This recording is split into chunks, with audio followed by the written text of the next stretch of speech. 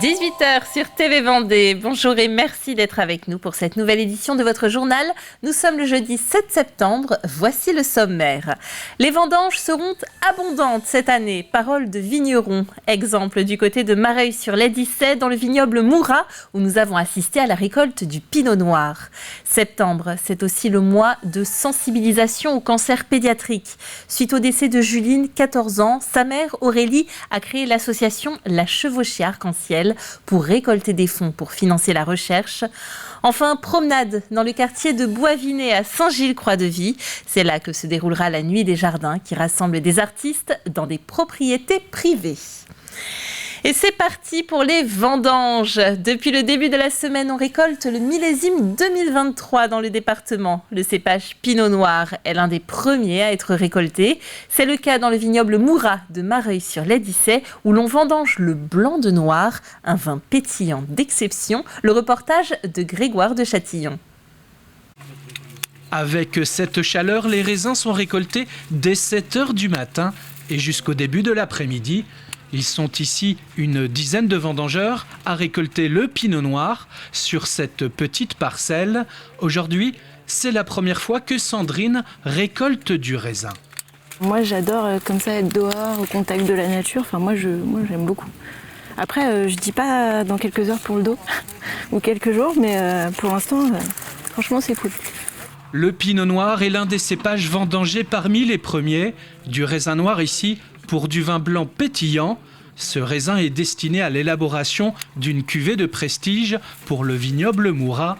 Un vin travaillé comme le champagne, alors la qualité prime et se joue aussi dans la récolte du raisin.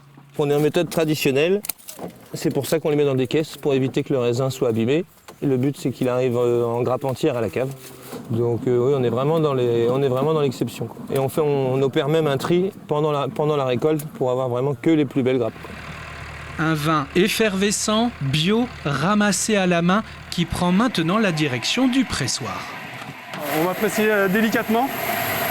On va récupérer notre jus par gravité et ensuite on va le soutirer demain matin, on va le soutirer et lancer la fermentation demain matin. La Vendée sait de mieux en mieux faire pétiller son vin. Nous, ça fait déjà une petite dizaine d'années qu'on sait faire des bulles. Forcément, on apprend tous les ans, chaque millésime est différent.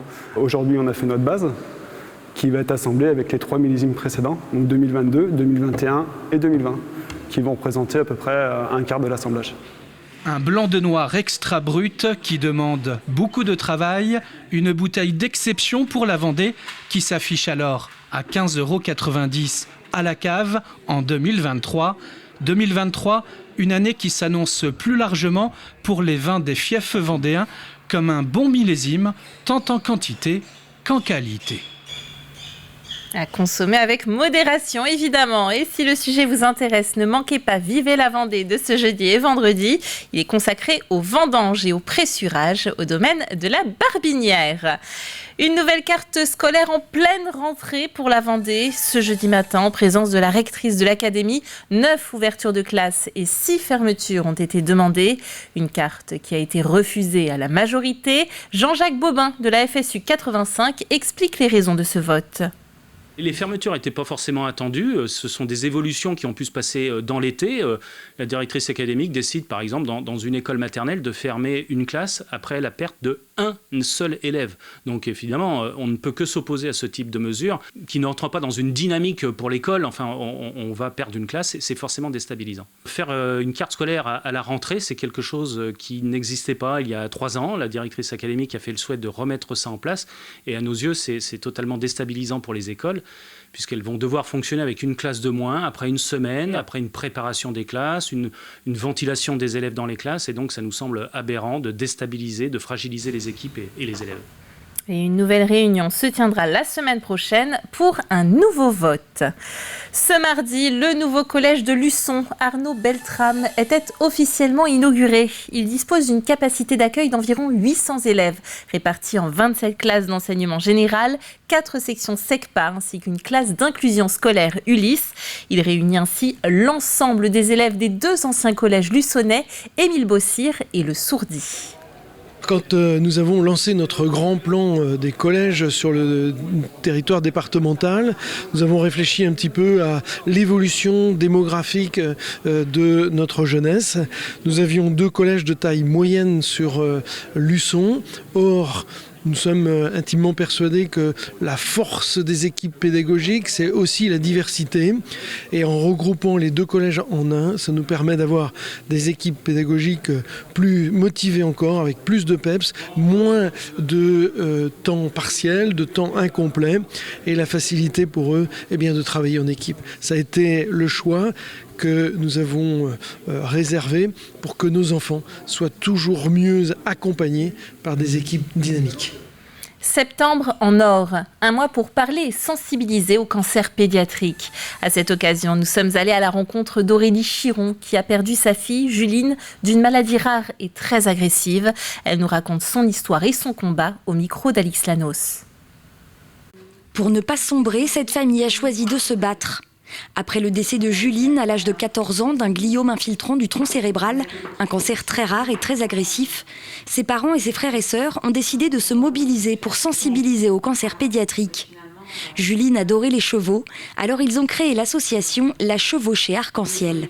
On va dire que c'est ma thérapie. Pendant qu'on a la force qui nous a laissé notre fille, oui, on se mobilise justement pour faire connaître justement que ce soit Septembre en or, parce qu'on souhaite que ce mois soit mis vraiment en lumière justement pour tous ces enfants, parce que voilà, il faut que ça soit connu.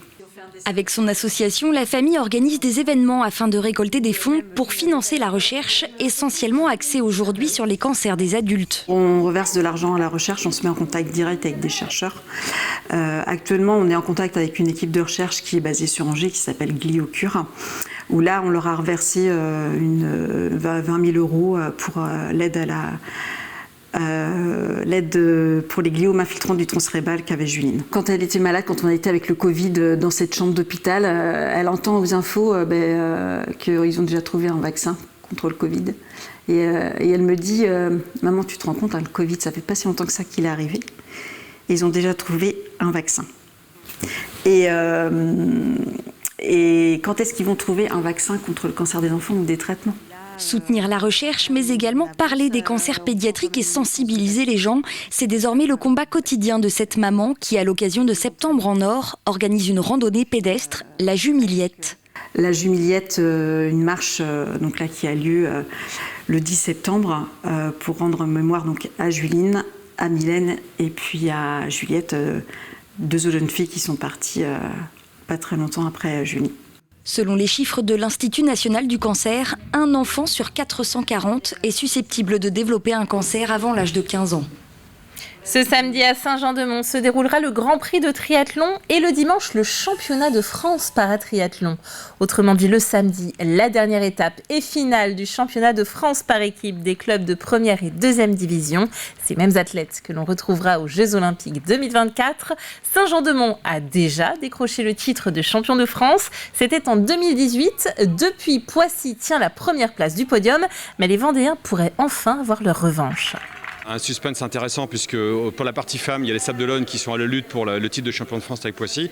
Et puis pour la partie homme, c'est Saint-Jean-de-Mont là, qui est en tête du championnat avec Poissy derrière et Liévin qui voudrait bien aussi nous concurrencer. Voilà, et donc il va y avoir un super duel sportif avec vraiment un très beau plateau. Le dimanche matin, on a les championnats de France de paratriathlon avec les meilleurs paratriathlètes français, autant chez les hommes que chez les femmes, avec des athlètes qui ont fait les Jeux Paralympiques de Tokyo et le Test Event de Paris et qui sont à la chasse au dossard pour les Jeux Paralympiques de Paris. Donc voilà, donc ça, il y a un gros plateau là aussi. Et ce week-end est décidément chargé puisque du côté de Saint-Gilles-Croix-de-Vie se déroule ce samedi la 9e édition de la Nuit des Jardins. Le quartier change chaque année. Cette fois-ci, rendez-vous est donné dans celui du Bois-Vinet. 11 propriétaires ouvrent les portes de leur jardin pour accueillir des artistes extrêmement différents. Balade en bord de mer avec Grégoire de Châtillon. Le quartier de Bois-Vinet, avec sa plage et ses jolies villas balnéaires, parmi lesquelles peut-être la plus belle, le domaine de Bois-Vinet, tel un petit château situé face à la mer. La maison et son jardin serviront à nouveau d'écrin pour la Nuit des Jardins. Je trouve ça extraordinaire de recevoir des artistes, des créateurs, même cette année un défilé de mode, donc je trouve ça vraiment extraordinaire. Depuis 27 ans, c'est la résidence principale de Françoise et Marcel Dupin. La maison a été construite en 1888. En 1888, ça ne parle peut-être pas à tout le monde, mais c'est quand même l'année précédente de la construction de la Tour Eiffel, donc ça c'est un petit clin d'œil qui est très sympa. Sur place, en plus d'un défilé de mode prévu à 21h, de nombreux artistes viendront exposer leurs œuvres. Un peu plus loin, au pied de la Villa Saint-François, les visiteurs pourront découvrir le travail d'une mosaïste. On ouvre avec plaisir la maison au public puisque tout le monde peut rentrer dans le jardin. Je trouve que c'est une bonne opportunité de s'ouvrir un petit peu sur l'extérieur. On est peut-être trop souvent enfermé derrière des grilles, des maisons, des portails, des portes blindées. Non, s'ouvrir, c'est génial. 11 maisons pour 21 artistes et artisans d'art, s'ouvrir à l'art et aux visiteurs dans le cadre d'un parcours artistique à la découverte de lieux intimistes. C'est le concept de la Nuit des Jardins à Saint-Gilles-Croix-de-Vie qui se déroule dans ce fameux quartier de Bois-Vinet. Il faut savoir qu'à l'origine, ici, c'était un bois Vinet. Comme son nom l'explique, c'était un immense bois de pin, bien sûr après qui a été urbanisé, loti, pour des familles aristocratiques à l'époque. À l'époque, ce sont des familles aisées. Un quartier qui, sur la corniche vendéenne, est devenu depuis la fin du 19e siècle un lieu de villégiature à la mode. De la mode à l'art, il n'y a qu'un pas pour sublimer Bois-Vinet ce samedi. Fin de ce journal. La prochaine édition, vous le savez, ce sera demain matin à partir de 7h dans votre matinale. D'ici là, belle soirée et à bientôt.